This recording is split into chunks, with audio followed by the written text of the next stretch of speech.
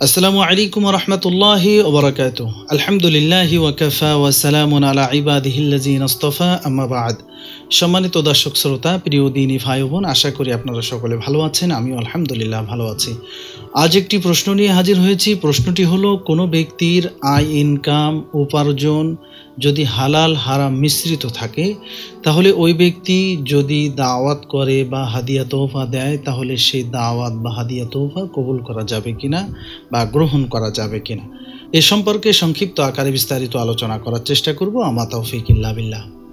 Holi star presents.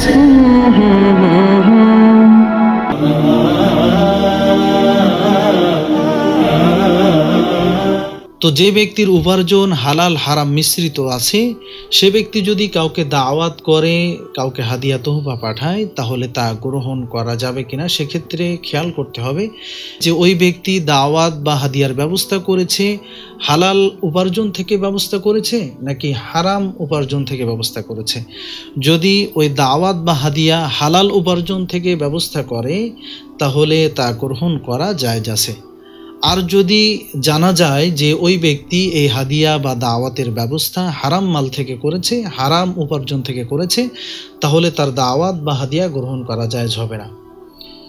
আর যদি জানা না যায় যে সে হারাম মাল থেকে করেছে নাকি হালাল মাল থেকে করেছে, এটা যদি জানার উপায় না থাকে, তাহলে সেক্ষেত্রে খেয়াল করতে হবে যে তার অধিকাংশ উপার্জন হালাল নাকি অধিকাংশ উপার্জন হারাম। যদি অধিকাংশ উপার্জন হালাল থাকে, তাহলে তার দাওয়াত বা হাদিয়া গ্রহণ করা জায়েজ হবে। আর যদি দেখা যায় যে অধিকাংশ উপার্জন হারাম, তাহলে তার দাওয়াত বা হাদিয়া তোহফা গ্রহণ করা জায়েজ হবে না।